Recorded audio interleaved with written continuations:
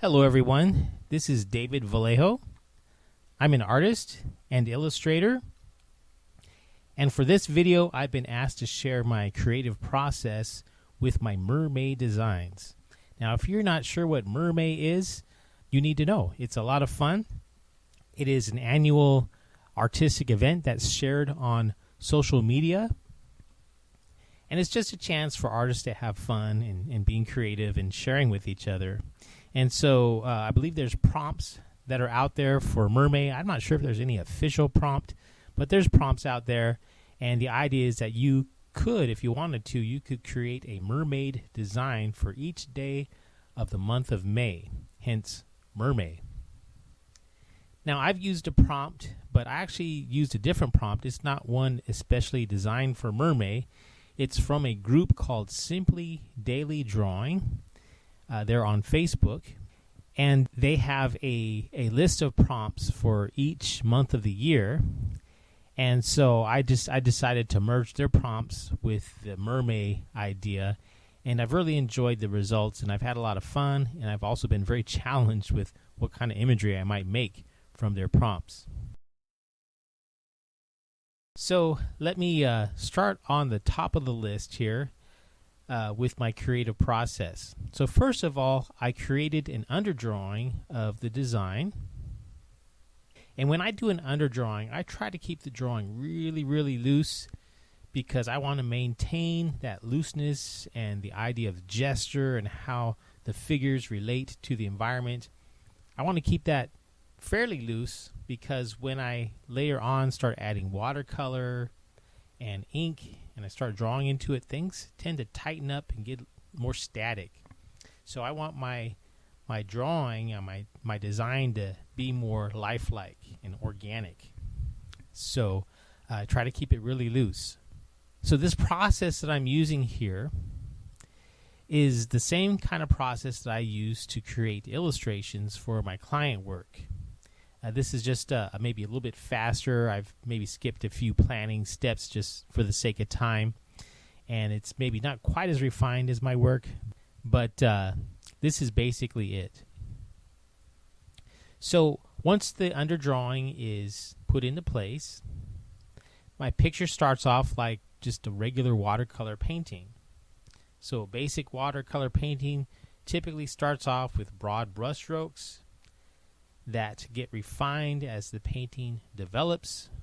And so the first stage or maybe a couple stages are usually lighter and wetter, with the following stages getting more saturated with color, maybe not quite as wet or saturated with water, and toward the final stages the brush strokes get smaller and more detailed. So as I'm working, I've been asked to share the types of materials and mediums I'm using here. So my brushes are synthetic brushes that I can't remember where I found them. Might have been Aaron Brothers back when there was an Aaron Brothers, but it might have been somewhere else. But I've had them since college. They work really well, and so I just keep using them. And I also have for my smallest brush, I've got a Sable Brush, which I originally got to use for inking, but it didn't really keep a good point, so I used it for watercolor, and I actually really like it for my watercolor painting, and it's really good for the smaller details.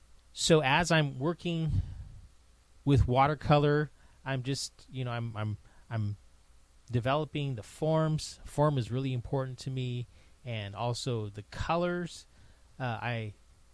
Making a work of art is like a big balancing act where once you put something down in one part of the picture, you have to balance it off with something else somewhere else in the picture. So that's kind of how I stumble through my paintings and my pictures is I put something down in one spot and then I try to balance it off in another spot, and that leads to something else, and that leads to something else, and hopefully by the end of it all, I've got a picture that someone might want to look at. And at the very least, something that I'm happy with. If I chose to do so, I could continue refining this painting all the way to the final stages and end up with just strictly a watercolor painting. But I actually like to use pen and ink for the final stages of the work. So when I say pen and ink, What I'm using is a crow quill pen. And so a crow quill pen is what we call like a dip pen. The handle part is called a pen holder. The nib is the actual pen that you draw with. And I use it with India ink to draw my lines out. Sometimes I'll use a brush to work on bigger areas of ink. But for this painting, or this picture I should say, I just stuck with the pen. And so for me, I like to work this way because for me it hits the sweet spot of both drawing and painting, because I really like to paint and I really like to draw, and so why just limit myself to one or the other? So again, this is like the best of both worlds where I can just have fun doing both. So what you might notice is that this method of working might seem a little bit backwards, because many artists that work with these mediums, with ink and then watercolor, they'll often ink their work first, and then they'll add watercolor afterwards. And that's a perfectly great way of working. And I have to admit, on some of my MerMay drawings, I worked that way too, because it was just faster and just much more straightforward.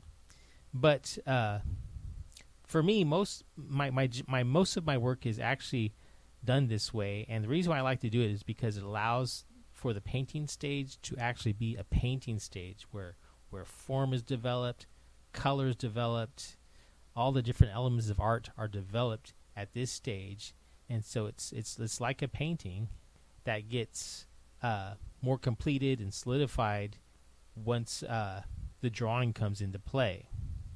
And so the drawing part is just a way for me to solidify the forms, maybe add more detail, or make some final adjustments that I maybe overlooked during the painting stages. Another reason why I prefer to work this way is that I don't want my process to be like working in a coloring book, where you draw the lines and then you carefully fill in inside the lines.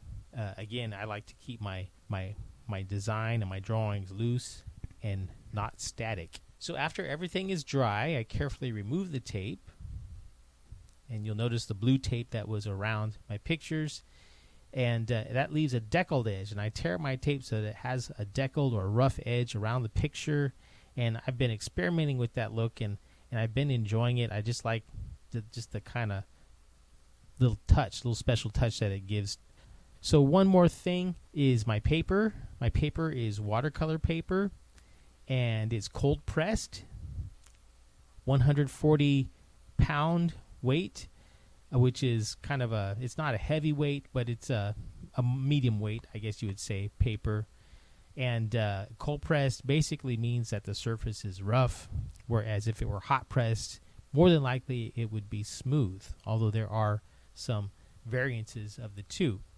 And it's the cheap stuff. It's just some cheap stuff I got from Hobby Lobby. It was square, and I thought that was kind of cool for my Instagram, because Instagram is a square format basically, and it's been working well for my MerMay designs. One thing you'll notice about this design is that it might look familiar to you, and if you haven't caught it yet, it's based on a meme. And so there's a meme where you've got the boyfriend, who's with his girlfriend. They're walking down the street, and some other girl catches his eye, and he's like going, oh. You see it on his face, and his girlfriend is frowning at him. And so you see that happening in this picture, except for in this case it's the Jungle Book, and which was the prompt for this particular day of the month, a Jungle Book character. And so at the end of the movie, if you've seen the movie, you know that the boy meets a girl and he gets Twitter-pated and they walk off into the sunset. Well, what if a mermaid was around and caught his eye toward the end of the movie? That'd be like the Jungle Book Part 2, Mermaid's Revenge or whatever. Anyway, so I just thought it was funny, and that it would just be a funny spin on the story. And that's my process. I feel like I've left something out, so if you have any questions or if you have any comments or anything to say, just leave them in the comments section. of this channel, or if you see this on any other social media, feel free to leave a comment and I'll try to respond. Thanks for watching. Take care.